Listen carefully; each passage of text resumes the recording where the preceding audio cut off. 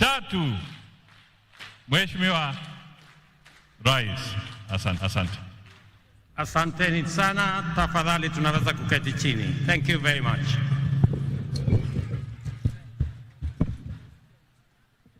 Viongozi wote wenzangu na watu wa Kwale, hamjambo. Kwale, hamjambo. Kwale, assalamu alaikum. Bwana Yesu asifiwe. Similani, Mjisimila, Malamadzo,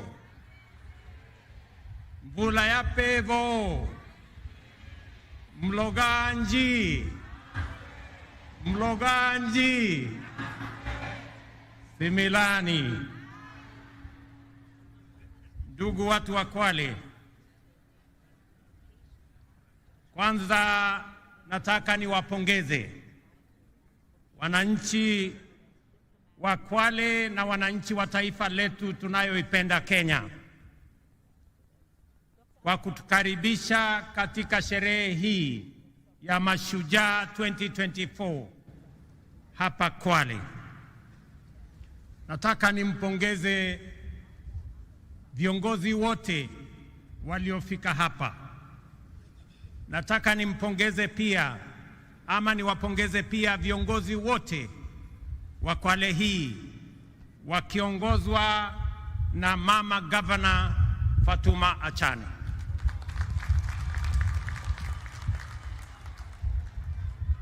Kama kungekuwa na taswishi yoyote kwamba mama Muislamu anaweza kuwa kiongozi na awe governor, sasa hiyo taswishi imeondoka, kwa sababu Fatuma Achani ni governor wetu wa hapa Kwale. We can now confirm without a doubt that women leadership has a firm place in the Republic of Kenya. Pia leo asubuhi tumekuwa na jambo la kihistoria tena. Kwa mara ya kwanza katika taifa letu, mwanajeshi mama kuongoza sherehe hii. Luteni Kanali Faith Mwangandi, huyo mama hapo, mpigie makofi jameni. Kudhihirisha tena kwamba mama wanaweza kufanya kazi zote. And that is why we, the people of Kenya, are proud defenders of our freedom and aspire to become and remain free and sovereign. These were the foremost attributes of the first generation of freedom fighters who faced the monster of imperial domination with unflinching courage and commitment to prevail, even if it cost them everything, including their very lives.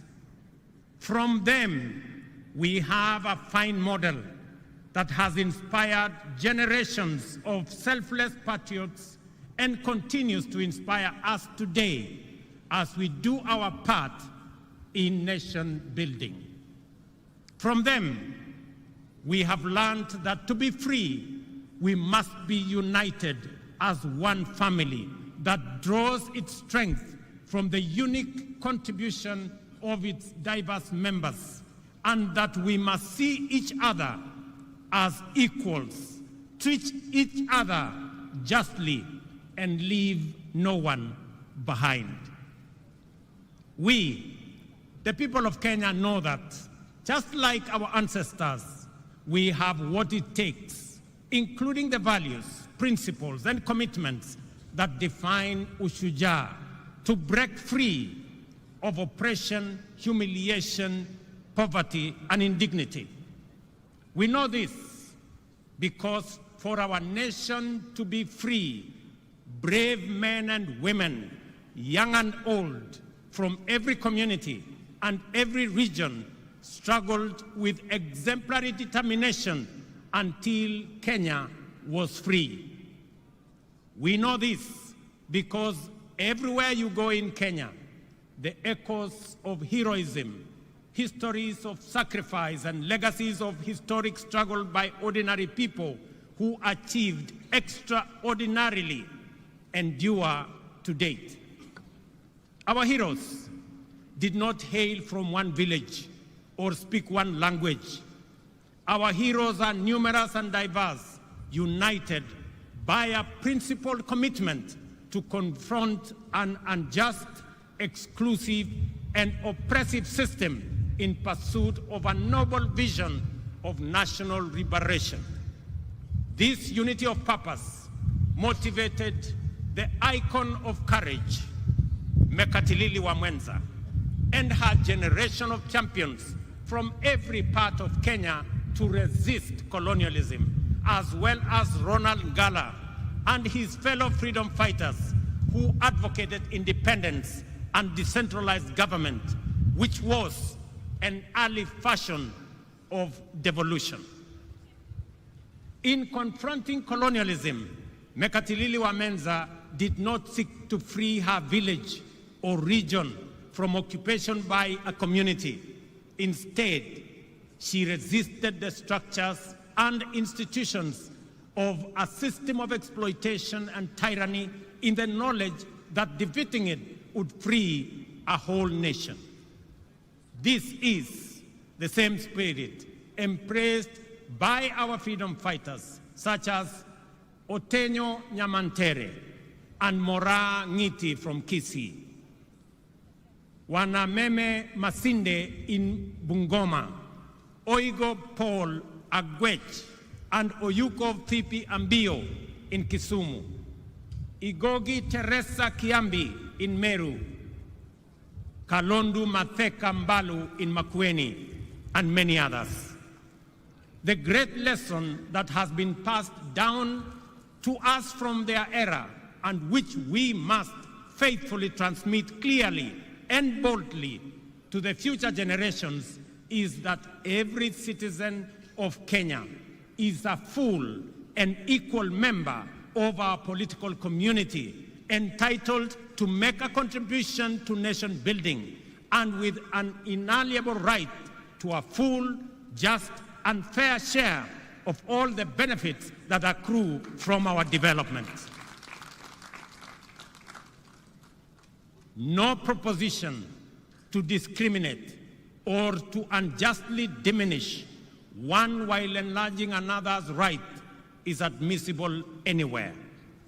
Therefore, any formula seeking to exclude, alienate, or disenfranchise any person, group of community for any reason is repugnant to the very essence of our nationhood. We are one people, and Kenya is one united, indivisible, and sovereign nation. Ladies and gentlemen, freedom came at great cost and was won against overwhelming odds.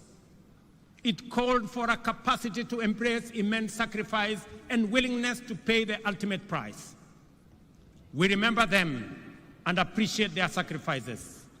We recognize their achievements and acknowledge that the nation we have today, with its past history and future prospects, is a legacy of their work, commitment, and life. Every day, the Constitution commands us to honor our freedom fighters who struggled heroically to bring freedom and justice to our land by living up to the spirit of Ushujaa in the way we relate with one another, pursue our vocations, and build our nation. Article 10 of the Constitution shows us how to be Mashujaa in our own way, day by day, every day. The freedom fighters were inspired by enduring universal principles and values which have transcended generations and live with us today. Unity, sharing, integrity, courage, determination, and patriotism are our sources of strength in the face of difficulty, risk, and danger.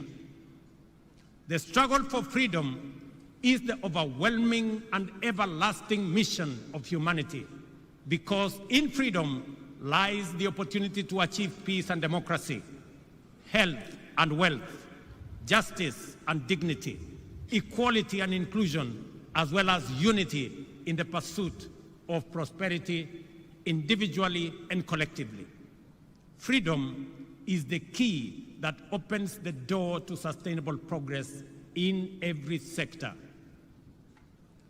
That is why today we are a modern, competitive economy and a devolved democratic society. Our freedom has allowed us the space to grow and perfect our nationhood, sustaining the spirit of freedom to evolve from the monopoly of liberation movement into a dynamic, pluralistic society where competition makes us stronger. Since the ultimate goal of freedom is sustainable development, the heroic struggle of our time must focus on achieving this through inclusive growth. The ushujaa of our era calls for urgent mobilization to create wealth and jobs, reduce poverty and inequality, and protect our environment. The dedication we bring to these tasks will determine how well we uphold the legacy of Mekadilili, Wamenza, and other freedom fighters. This fact is abundantly clear to us. The persistent unemployment, severe poverty, increasing inequality, and general gross underdevelopment are not only undesirable, but are also unacceptable derogation from the legacy of our mashujaa and the spirit of our intergenerational commitment to freedom. Recognizing this, the government formulated a plan aimed at enhancing dignity and security, creating wealth and expanding opportunities by increasing investments in infrastructure development, essential service delivery, and the productivity of key strategic sectors.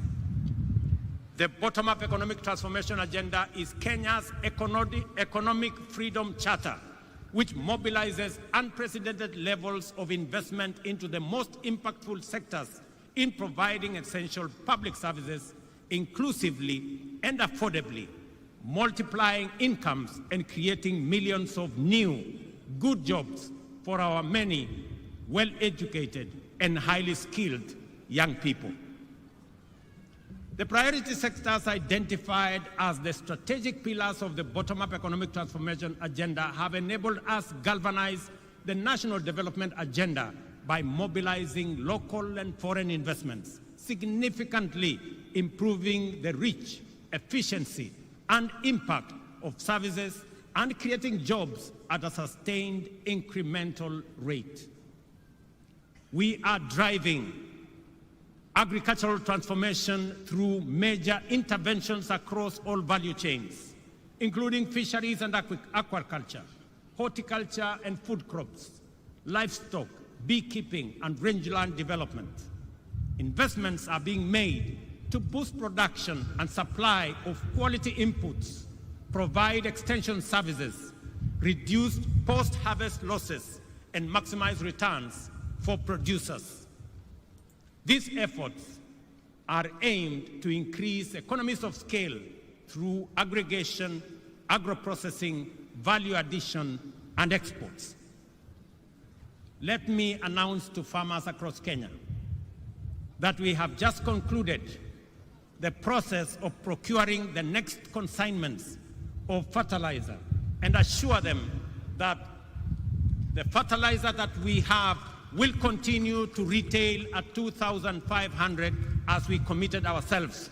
Whether it is tea, whether it is coffee, whether it is maize, whether it is wheat, whether it is sugarcane, we will make sure that prices of fertilizer are universal, because we have seen its impact on matters food productivity in Kenya and the lowering of the cost of living as a result of reduction of food prices because of enhanced supply.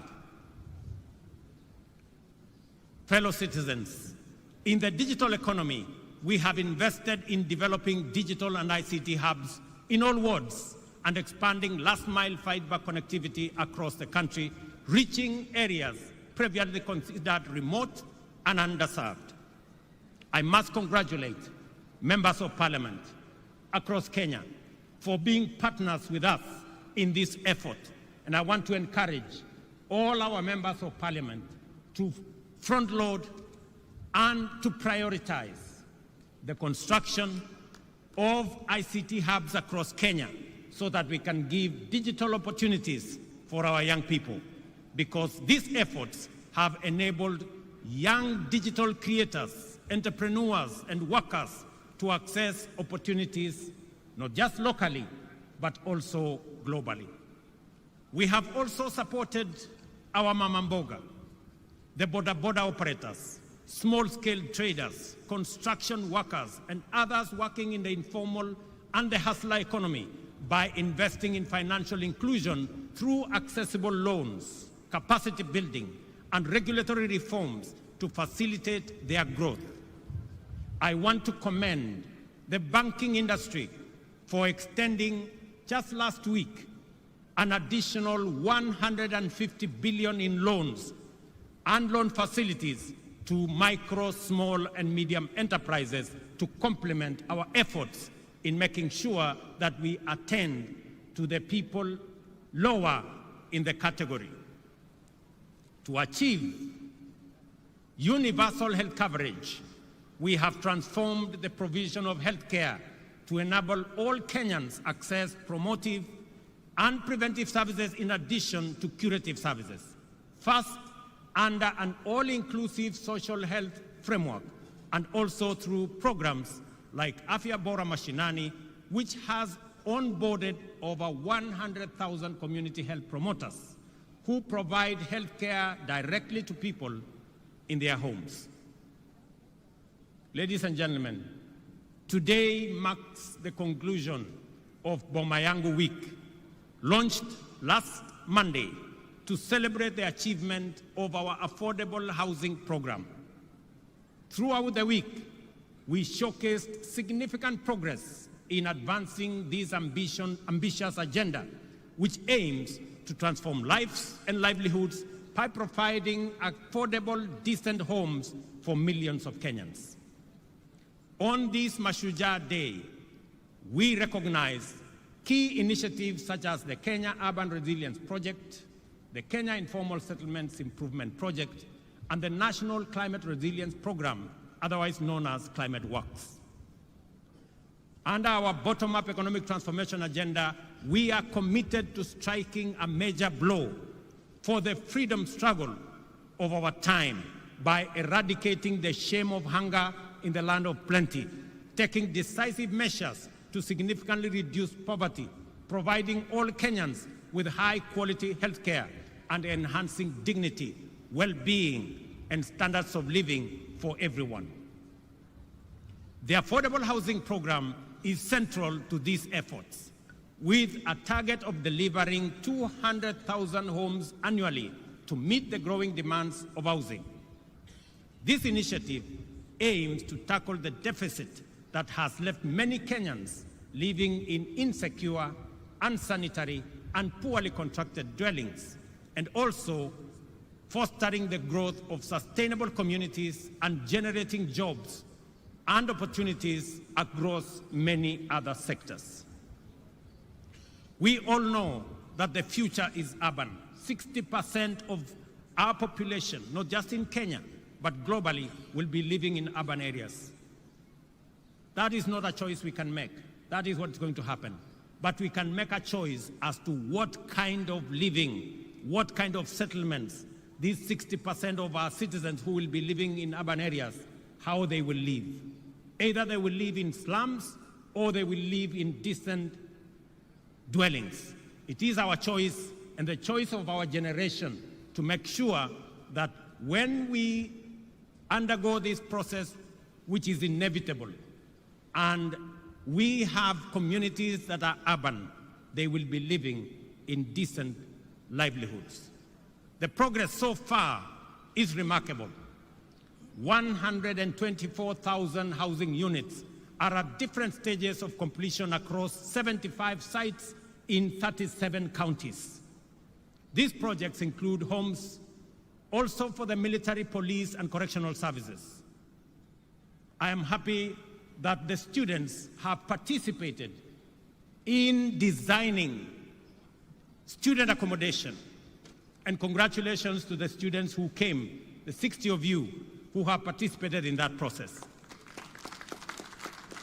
Here in Kwale County, I am also happy that the Matuga Affordable Housing Project is underway, creating daily employment for over 200 workers. Similarly, the Diani White House project is under construction and is also generating more jobs and more opportunities. Boma Yangu, a key platform in the program, exemplifies our commitment to economic empowerment and improving Kenya's quality of life. This online portal aggregates housing demand with over 547 registered users, of whom 52,000 have collectively saved more than 2.3 billion towards home ownership. These numbers represent real individuals striving to achieve their home ownership dreams. For example, Joseph Cairo from Ruiru, who began saving on Boma Yangu and has now accumulated an impressive 895,000, more than half the cost of a one-bedroom unit.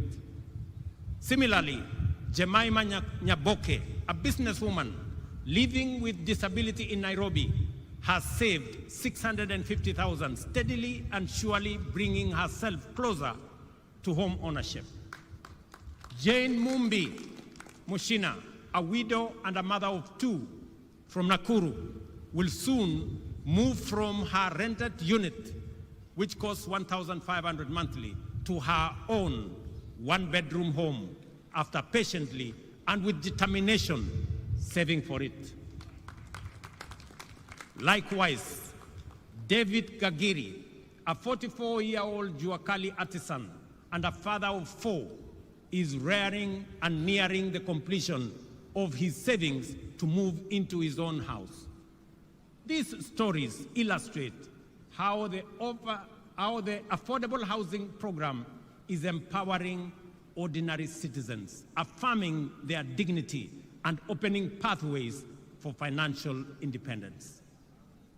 In December this year, just a few months from now, we will achieve a major milestone by handing over 1,080 new studio units at the Mukuru Meteorological Site in Nairobi, with mortgages priced at 3,200 per month.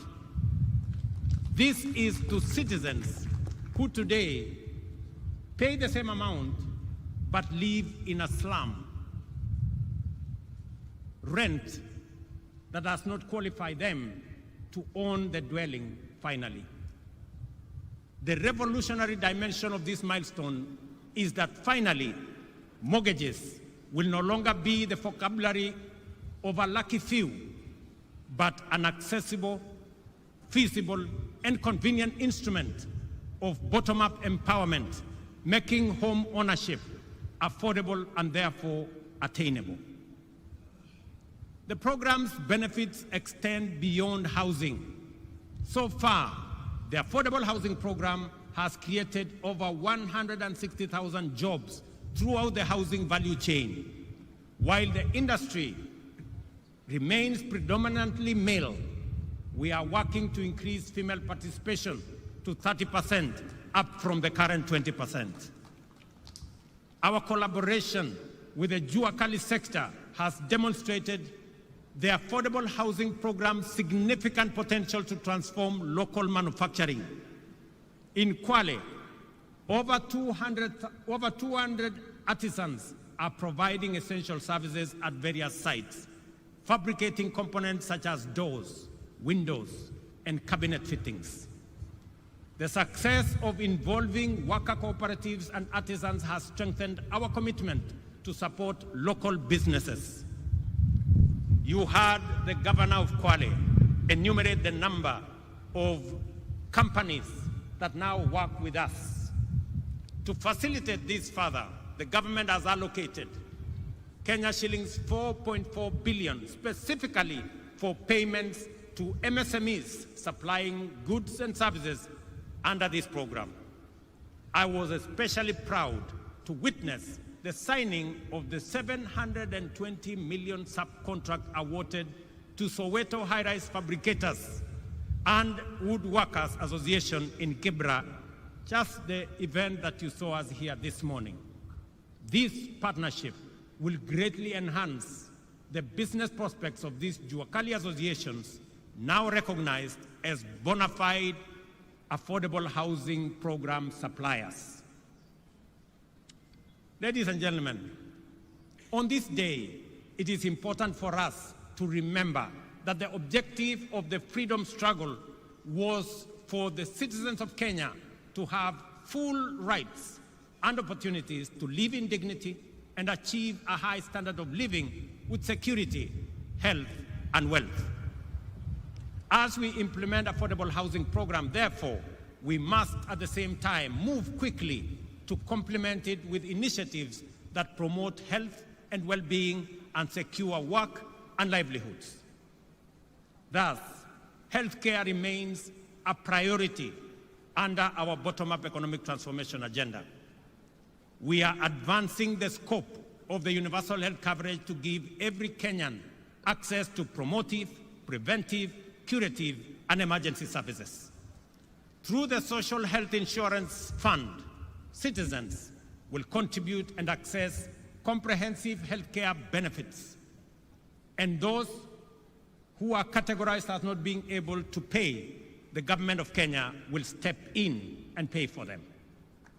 The value for money in this scheme will be undeniable once the migration from the National Health Insurance Fund is completed and the fund is fully operational. As of the beginning of this month, 12.9 million Kenyans were registered with the Social Health Authority, and all public health institutions, and alongside 50% of private facilities, were already enrolled to provide services.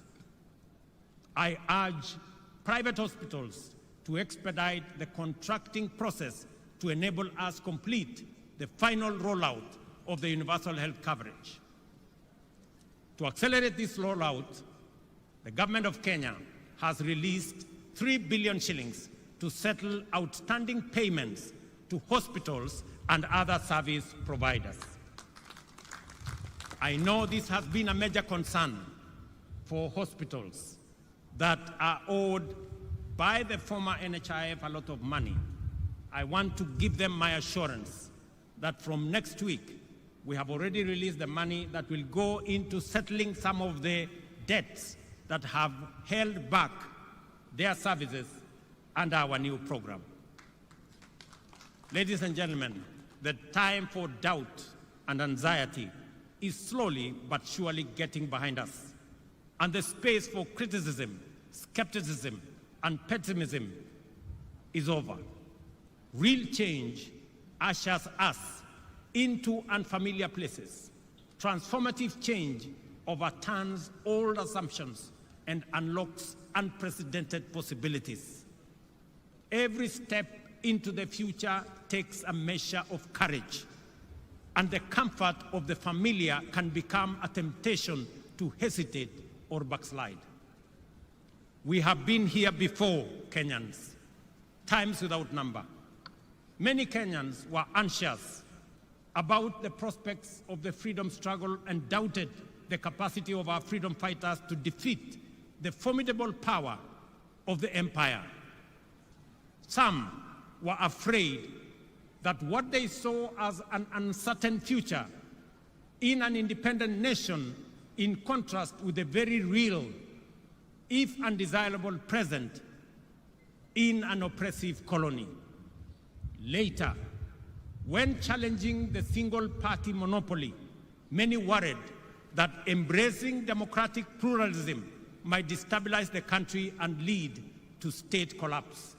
More recently, some hesitated as we took a leap of faith into a new dispensation, fearing that devolution could fragment the nation and that strong checks and balances might render the republic ungovernable.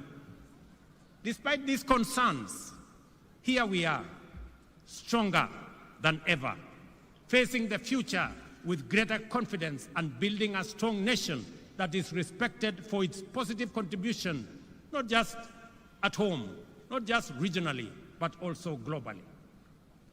Independence, multi-party democracy, and our progressive constitution have made Kenya stronger, enabling our country to move forward and upwards, even in the midst of unprecedented challenges. What we have learned from Kenya's history of freedom struggle is this: we must not allow the fear of change to imprison us in the past, and we must have greater faith in our collective capacity to achieve inclusive transformation and usher in progress that leaves no one behind. I call on all Kenyans. I call on all Kenyans to have faith and a little patience. In matters of weeks, or in a matter of weeks, SHIF will be serving us efficiently and making the dream of universal coverage come true. I am aware that during this transition period, employees of the former National Hospital Insurance Fund will be managed in accordance with the provisions of the Social Health Insurance Act of 2023. I want to assure all the former employees and those now serving under our new outfit that no one will lose their jobs, and that I appreciate their dedication and service during this transition. We will make sure that everybody who has served in the former outfit is transitioned into the current outfit. We have implemented strong institutional and strategic measures to extend the impact of universal health coverage by developing the biomedical, pharmaceutical, and medical supplies production industries. To enhance healthcare delivery and ensure the security of medical supplies, the government of Kenya is improving the overall supply chain, starting with capacity upgrades and the establishment of Kenya Medical Supplies Agency regional distribution centers in Kisumu, Embakasi, and Mombasa. Ladies and gentlemen, the Kiswahili saying, mgaga na upwa hali wali mkavu, is an understated hint of the promise held by our blue economy. Because of the Indian Ocean, Kwale County and coastal region as a whole abound with transformative opportunities of an immense magnitude. At present, the blue economy contributes 20 billion to the economy annually and is expected to increase to over 80 billion in 5 years. This transformation will create thousands of jobs and stimulate regional economy through increased investment in various industries, enhanced export manufacturing, and expanded overall economic activity. To begin with, we are investing Kenya shillings 2.7 billion in the construction of fish landing sites and markets equipped with cold storage facilities across the country, with 1.2 billion allocated specifically to the coast region.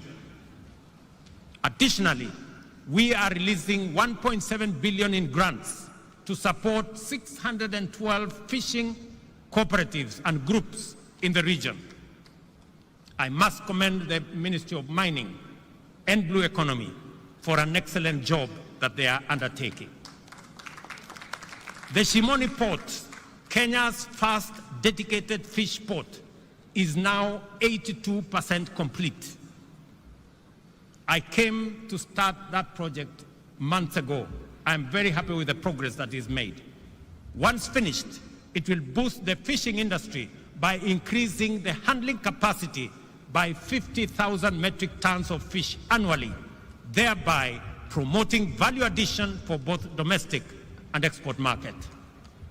To promote and enhance aquaculture and mariculture in the country, the government is investing 2.4 billion, including 1.4 billion allocated specifically for the Coast region in the development of the National Mariculture Resource and Training Center in Shimoni, here in Kwale County. This center will serve as a catalyst for the growth of productive and profitable mariculture. It will function as a marine fish seed breeding and multiplication center, facilitate research and innovation in mariculture, and offer training for fish farmers and students. To increase fish production and facilitate the transition of fisherfolk to deep water and exclusive economic zone fishing, the government has procured and distributed 123 fishing boats to local communities. And additionally, we plan to acquire deep sea fishing vessels for offshore fishing with a total budget of Kenya shillings 600 million allocated for this purpose this year. Ladies and gentlemen, the affordable housing program, healthcare reforms, and blue economy investments go beyond infrastructure. They embody our commitment to dignity, opportunity, and prosperity for many Kenyans. We invite the private sector to join us and drive up the scale of these initiatives to provide opportunities for more Kenyans to take part in achieving lasting transformation. Together, we are building a brighter future where every Kenyan has the opportunity to thrive and winning the freedom struggle of our time. Let us remember the example of our first Mashujaa and be inspired by their values, achievements, and legacy. Let us do our part to promote national cohesion and inclusion and to combat division, tribalism, and exclusion. Let us remember that without unity, our freedom and our future would be under threat. Together, we are unstoppable in pursuit of our aspirations and immovable in the face of any challenge. By embodying, championing, and defending our national values and principles of governance every day, we will be able to live up to the monumental legacy of Mekatilili Wamenza and other heroic men and women who blazed the trail for the patriots who followed and built a nation that present and future generations will be proud of. I am encouraged by the bravery, diligence, and loyalty with which Kenyans of all walks of life undertake their profession and social tasks, fighting crime and terrorism, defending the nation's territorial integrity, treating the sick, feeding the nation, teaching our children, and serving the needs of underprivileged citizens. To you all, I convey the gratitude and appreciation of all Kenyans. It is in these things that heroism lies. The fact that we must do them every day doesn't make them any less heroic or extraordinary. Ushujaa is doing ordinary things in extraordinary ways. Therefore, whatever our vocation, let us apply ourselves with zeal, because that is how great nations are built. Ladies and gentlemen, watu wa Kwale, ndugu zangu watu wa Kenya, nimefurahi sana kuwa kati yenu katika sherehe hii ya muhimu, sote tukiungana na tukihakikisha kwamba kazi ya kila mtu isidharauliwe na mwingine. Wale wote mnaochangia katika sehemu zote, yule unayesukuma pale wheelbarrow ili tuweze kujenga affordable housing, yule unayepiga randa ndio tuweze kuwa na milango na madirisha na mambo mengine ambayo yatatusaidia kuwa na manyumba ya sawasawa. Walimu pale shuleni mnapojitolea kufundisha watoto wetu, wakulima shambani wanaofanya bidii ndio tupate chakula, askari wetu ambao wanasimamia usalama wa taifa letu la Kenya, wafanyabiashara wetu ambao wanafanya bidii wakiamka mapema. Nyinyi wote ni mashujaa wa taifa letu la Kenya kwa zile majukumu mnayofanya. Nataka niwaeleze ndugu zangu wa Kenya ya kwamba nchi hii tutaijenga na mikono yetu na nguvu yetu na bidii yetu, kwa sababu nchi hii haiwezi kujengwa na wageni, haiwezi kujengwa na wengine. Hii ndio nchi Mungu ametupatia, na ni jukumu la kila mmoja wetu, mahali popote ulipo, uotoe mchango wako kwa uzalendo, kwa kujitolea, kwa bidii. Na mimi nataka niwahakikishia kwamba tutafaulu kama nchi ya Kenya tukifanya hivyo, tukiwa tumeungana pamoja. Mwisho kabisa, nikiwa hapa Pwani, tumekuwa na jambo ama donda sugu la mambo ya ardhi. Nataka niwatangazie ya kwamba tayari tuko na pesa shilingi bilioni 1.5 ya kuanza ile program ya absentee landlords na kusaidia wananchi ambao wanaishi katika mashamba ambayo sio yao, tuweze kuwasaidia wawache kuwa maskota, wawe wenyeji, kwa sababu tutaungana na wale ambao mashamba haya ni yao, tuweze kununua, ndio tuweze kusonga mbele pamoja. Na mimi nataka niulize magavana wetu pamoja na wabunge na wale wengine wote, tuungane katika safari hiyo, ndio tuweze kukomboa watu wetu kutoka mambo ya uskota. Asanteni sana watu wa Kwale, asanteni sana ndugu wa Kenya. Thank you very much. God bless you all, and God bless our great country that we love, Kenya. Asanteni sana na Mungu awabariki. Naomba kwa heshima sote tusimame kwa wimbo wa taifa. Kwa heshima sote tusimame kwa wimbo wa taifa.